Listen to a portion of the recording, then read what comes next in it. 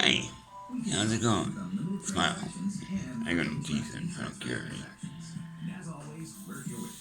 Remember telling you about the joint? Hey, that's how you do it, guys. That's why you don't get no COVID from your sister, or something. So with the heart monitor on. Modern technology, boys. Modern technology. Felt pretty good today. I had a good day. Didn't do nothing spectacular. I got to go see my nieces. I love them girls. Shannon Amber's girls. Katie, Kenzie, and Lexi. I love them.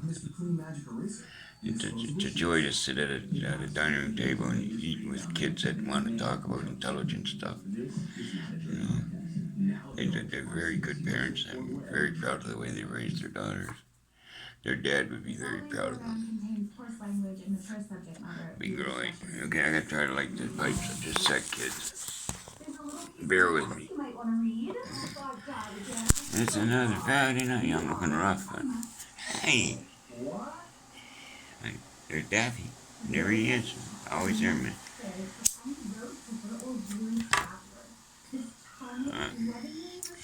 So what do you want to talk about?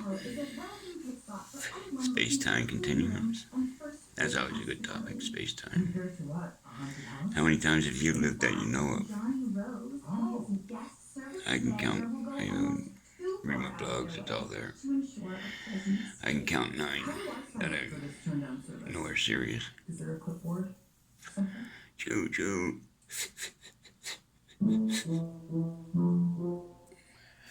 I spend a lot of time alone, man. Been to the end of the internet. It says Control Alt Delete. That's just a sign there, black and yellow checkered sign, yield sign, with an arrow pointing backwards saying Control Alt Delete.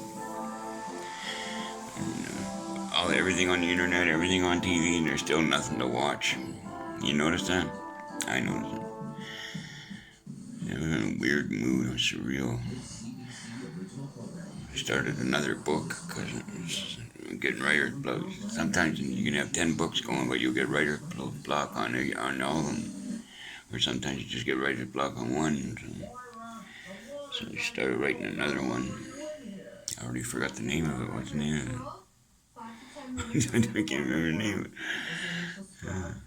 Oh no, is it?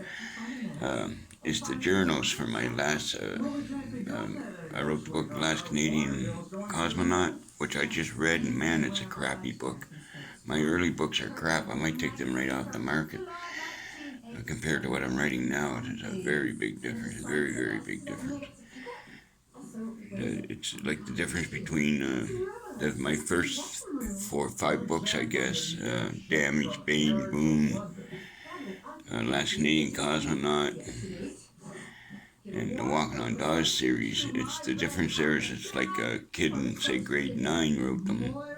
And then what I'm writing now, you take a Black Diamond Bubba story or a Cancerous Walk with Dan, you take either one of them, put them up to compare, or 6315, very well written.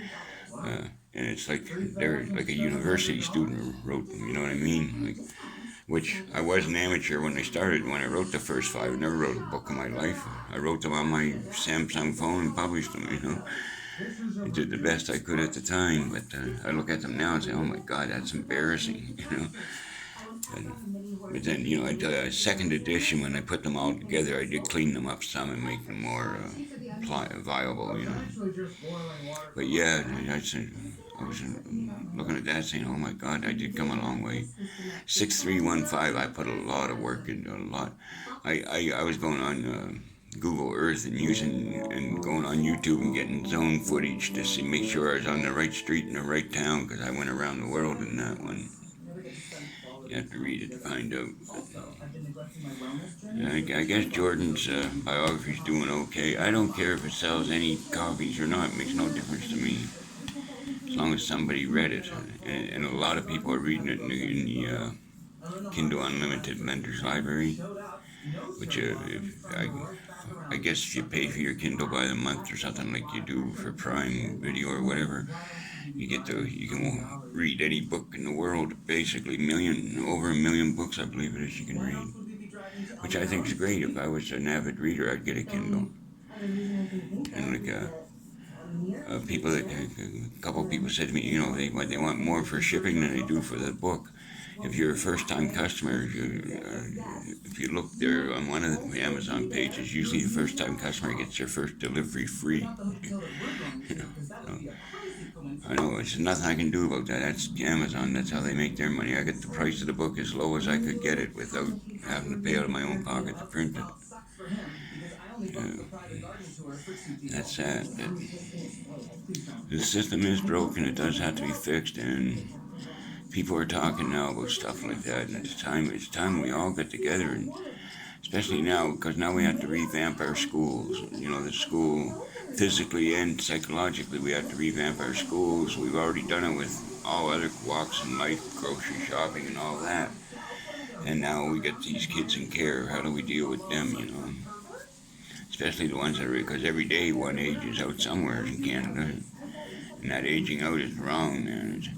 Can't just, you know, I think if the kid guy had a good worker, he'd do fairly good, but in the long run, he's not going to. It's the whole system is focused on failure. You know, that's the only way to put it. The whole system is focused on failure. No one can tell me different. I grew up in it. You know, I dealt with them for 30 years between all my sons. 11 years with Jordan alone, and then believe me, I went to a lot of meetings with Jordan. I fought, and I lost every damn fight. I lost every damn, you know, because I had no rights whatsoever, because Jordan was Crown Ward, so they could just pretty well do whatever they wished. They were just being courteous to me. But I don't plan on dying. I'm actually going to start another series, and I'm going to wrap this Dying Dan series up, because joke's a joke, but it's, you know, these doctors been telling me I've been dying for 2 years. Look at where I'm at. I'm here. I'm talking to you, you know. And like I keep saying, if I'd listened to them, I wouldn't be able to talk to you, because I would have let they wanted to take out everything in my throat, my esophagus, my larynx, my thyroid, everything. They wanted to take it all out, and that was 2 years ago, saying that I'd choke to death within a couple of months if I didn't do it. Well, here it is 2 years later. I still choke, you know, I still eat like a lizard, but you know, I eat like a crocodile, so I have to, some stuff I just gotta get it down into me till I got it, you know. I don't like eating, I love eating with people, but it depends on what it is, because I'm gonna be hacking in that a lot, and nobody wants to hear that when they're eating, you know. It's rude of me to sit there and do that. But I love you all. I love you all. Jennifer, I love you. Terry, I love you. Maria, I love you. I forget what you look like because you never visit me. I think you're Spanish, if I remember, a short girl named Maria. Yeah. If anybody sees my Spanish queen, can you bring her home? Tell her to come visit me. And then my kids, all my boys, my precious little foot and tie bear. Love you, girls. Take care of yourselves. Don't bug Harley. And tomorrow's Saturday, so they say. I think it's Saturday. Yeah, because I go to well, today's Saturday. I mean, to go to the doctor's. I can like that now. I get 2 hands. You know, there should be an organization that, you know, calls you up in the middle of the night and says, you need anything, like, you know, like an ice cream cake from Dairy Queen, or, you know, just some kind of government agency, you know. You need black jujubes or black jelly beans. The government can afford to do that. There was a shooting again tonight, just, I guess, about 3 blocks from me over at Crescent Town in Victoria Park, which isn't too far, just over there. I guess about 3 blocks, not even. Triple shooting. They're doing pretty good. You know, at least they can count to 3 now. So that's that I can remember of in the last month and a half. That's 5 shootings just in my neighborhood alone, within 4 blocks of my neighborhood. Stabbings. There's probably been 10 stabbings in my neighborhood. That's the good part of Dodge Road, buddy. You know what I'm saying? No, it's not just Dodge. It's the Danforth. And where the shootings were isn't Dodge either. It's over in Crescent Town. I take an allergy pill. Damn morphine made me itchy. But I don't know. I don't understand how you can broad daylight. I understand having a shootout in broad daylight, but not on a city street where there's a bunch of innocent people. We had way too much respect for that. We didn't do shit like that. That's what brought the tower. That's what brought everything down. Was guys acting like that, blowing jeeps up and shit. Innocent kids getting killed. I don't care who the fuck you are, biker, fucking gangbanger, whoever. You kill a kid, innocent. Collateral damage doesn't exist, eh? There should be no collateral damage.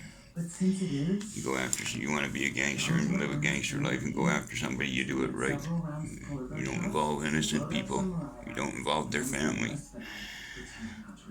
Best way to do it is just let her go, buddy. Let her go. Nothing good can come from it. Believe me, you're looking at a man that's 63. October the 5th, I'll be 63. And believe me, well, most of it because I tell, I don't care who knows. Believe me, I've been there, done that. Nothing good comes of it. I've never met a rich gangster in my life. I've met gangsters that had a whole bunch of money for a while. But, figure, say you got $100,000. You think you're great, man. Oh, you selling crack to kids. I made 100 G's. I got 100 racks right here. Door gets kicked in. Now you go to court. Right? Judge gives you 12 years. And so you divide that 12 into that 100,000. And that's how much you were making a year, I guess, Was it worth it? 12 years later when you get out? Because welfare pays, welfare pays $10,000 a year, I guess. Single guy probably $9,000 a year. Let's say welfare pays $10,000 a year. You get busted with $100,000 worth, and you got $100,000 in your pocket. Courts take it and give it to charity because you're a drug addict dealer.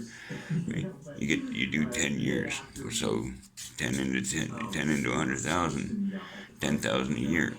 You ain't fucking rich guy. You're just a well-dressed welfare recipient that's about to go to prison. It totally doesn't matter. I thought I was king shit. I thought I was untouchable. When we were living up in Vendome Place, we were untouchable. We were dangerous until the boys ran us out. They ran us out. And, life goes on. I'm not proud of my past, but I'm not going to hide it from anybody either because everybody knows. Anyone that knows me knows what I did, and those that don't know me. This is why I write my books, to show that I am a changed man. And if you read my fictional books or my non-fictional books, they both say the same thing, that there's only one way to live your life, and that's honest. Karma will get you every time. Karma bites, man, and karma bites hard. And with that notice, I'll say good night. Peace.